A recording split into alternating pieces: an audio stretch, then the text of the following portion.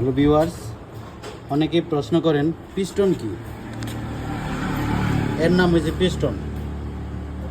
এটা Pulsar easy 7 একটা piston. এই যে বেল, এটার নাম হয়েছে বেল, আর এটার নাম হয়েছে সিলিন্ডার। তো এটার কাজ চলতেছে, চলমান। তো দেখতেই পাচ্ছেন এই যে এটা পুরান পিস্টন।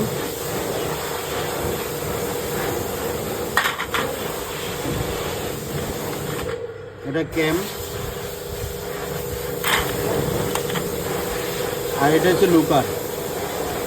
তো আমাদের কাছ থেকে কাজ করাতে পারবেন, ইঞ্জিনের যে কোনো গাড়ির আমরা কাজ করে থাকি।